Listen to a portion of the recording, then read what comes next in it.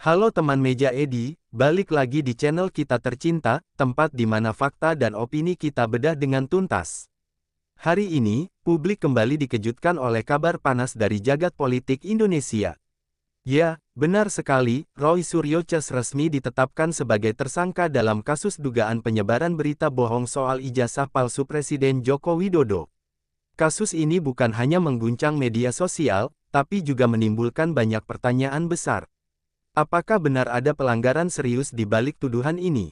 Atau ini justru bagian dari pertarungan opini yang semakin memanas menjelang tahun politik? Kita akan bahas kronologi lengkapnya, siapa saja yang terlibat, reaksi publik, hingga analisis mendalam tentang dampak politiknya. Semua bermula dari isu ijazah Jokowi yang mencuat di dunia maya beberapa waktu lalu. Beberapa pihak, termasuk mantan Menteri Roy Suryo, ikut berkomentar dan mengangkat isu tersebut lewat berbagai platform. Narasi yang berkembang waktu itu adalah keraguan terhadap keaslian ijazah presiden, mulai dari SD hingga universitas. Namun, tuduhan itu cepat direspons oleh pihak istana dan berbagai lembaga pendidikan yang membantah keras klaim tersebut. Roy Suryo, yang dikenal aktif di media sosial, dianggap turut menyebarkan atau menguatkan narasi tersebut lewat unggahan dan pernyataannya. Kasus ini kemudian masuk ke ranah hukum.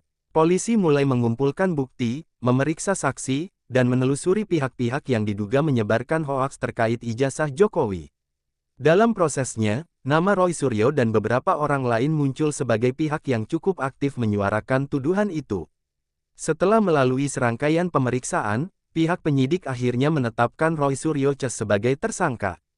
Menurut keterangan resmi, mereka dijerat dengan pasal UU ITE tentang penyebaran berita bohong yang berpotensi menimbulkan keonaran di masyarakat.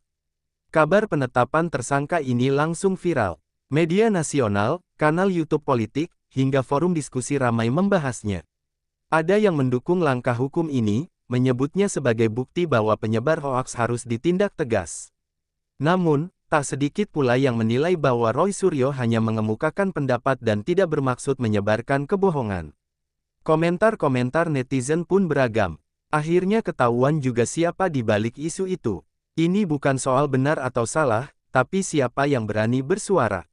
Apakah ini murni hukum atau ada unsur politiknya?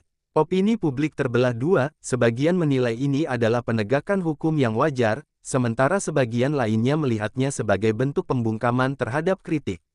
Melalui kuasa hukumnya, Roy Suryo membantah bahwa ia telah melakukan penyebaran berita bohong. Ia mengklaim hanya mengomentari isu yang sudah ramai di publik, bukan menyebarkan hal baru. Roy juga menyebut dirinya siap menghadapi proses hukum dengan terbuka dan berharap aparat bekerja secara profesional. Beberapa rekannya bahkan menyebut, Roy hanya menyampaikan apa yang menjadi pertanyaan publik. Tidak ada niat jahat. Namun, pihak kepolisian tetap melanjutkan proses hukum sesuai prosedur. Pakar hukum pidana menilai, kasus seperti ini sebenarnya cukup rumit. Karena perbedaan antara beropini dan menyebarkan hoaks bisa sangat tipis, tergantung konteks dan bukti digital.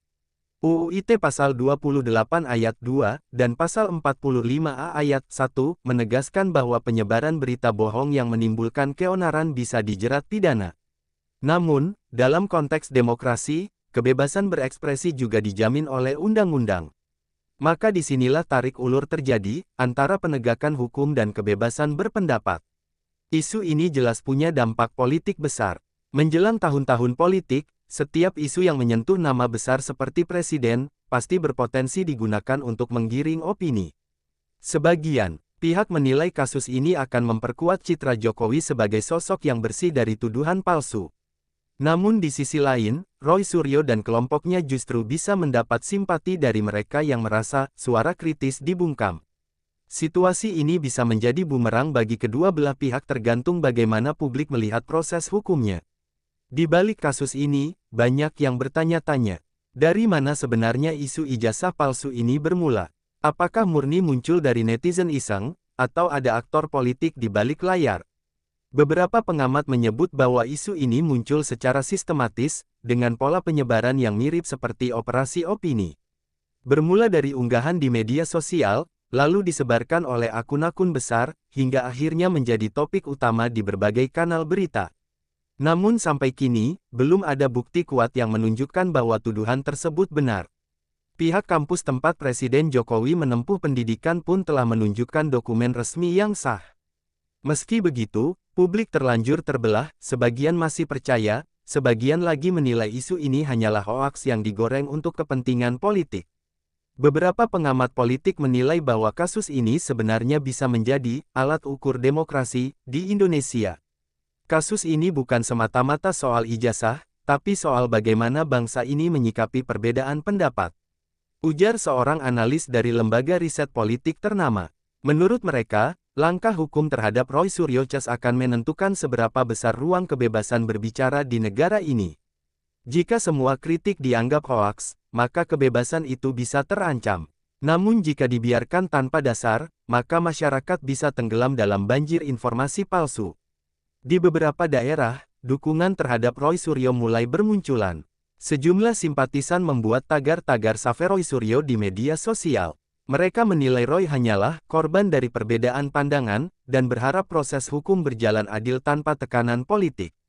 Beberapa konten kreator bahkan membuat video pembelaan, menyebut bahwa kasus ini bisa menjadi contoh klasik bagaimana seseorang bisa dijerat hanya karena pendapatnya viral.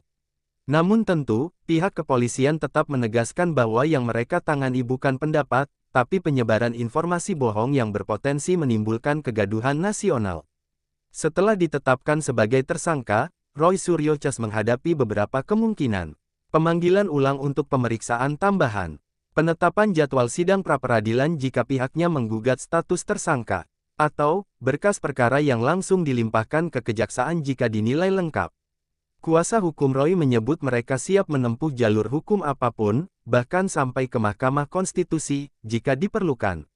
Langkah ini menunjukkan bahwa pihak Roy Suryo tidak akan tinggal diam dan akan berjuang membuktikan dirinya tidak bersalah. Sementara itu, pihak istana memberi pernyataan singkat. Kami serahkan sepenuhnya kepada aparat hukum. Tidak ada intervensi, tidak ada tekanan, ujar salah satu staf kepresidenan. Beberapa menteri juga ikut menegaskan pentingnya berhati-hati dalam menyebarkan informasi, terutama yang berkaitan dengan simbol negara. Publik menilai, langkah istana ini menunjukkan bahwa mereka tidak ingin memperpanjang isu, tetapi tetap mendukung proses hukum agar tuntas dan transparan. Bagi Roy Suryo sendiri, kasus ini tentu bukan hal ringan. Sebagai mantan pejabat publik, reputasinya kini sedang diuji. Ia dikenal luas sebagai sosok cerdas dan vokal di dunia teknologi dan politik. Namun kali ini, sorotan publik jauh lebih tajam, bukan pada prestasi, melainkan pada kontroversinya. Beberapa sahabat dekat Roy mengaku prihatin. Mereka berharap Roy bisa bersabar dan membuktikan kebenarannya melalui jalur hukum, bukan melalui perdebatan publik yang tak berujung. Kasus ini memberi pelajaran besar untuk kita semua, bahwa di era digital, setiap unggahan bisa menjadi senjata bermata dua. Menyuarakan pendapat itu hak, tapi menyebarkan sesuatu yang belum jelas kebenarannya bisa berujung fatal. Kita sebagai masyarakat perlu lebih kritis, bukan reaktif. Jangan langsung percaya pada informasi yang viral, sebelum tahu konteks dan kebenarannya. Dan bagi para tokoh publik, setiap kata punya bobot. Karena jutaan orang bisa terpengaruh hanya oleh satu cuitan. Kasus Roy Suryo Cas dan isu ijazah Jokowi bukan hanya soal hukum, tapi juga soal kedewasaan kita dalam bermedia dan beropini. Apapun hasil akhirnya, biarlah hukum yang berbicara. Yang penting, kita sebagai rakyat tetap menjaga akal sehat dan tidak mudah terprovokasi. Terima kasih sudah menonton sampai akhir. Klik like, share, dan subscribe, agar teman Meja Edi nggak ketinggalan update terbaru dari kami. Sampai jumpa di episode berikutnya. Karena kebenaran bukan soal siapa yang paling keras bicara, tapi siapa yang paling berani mencari fakta.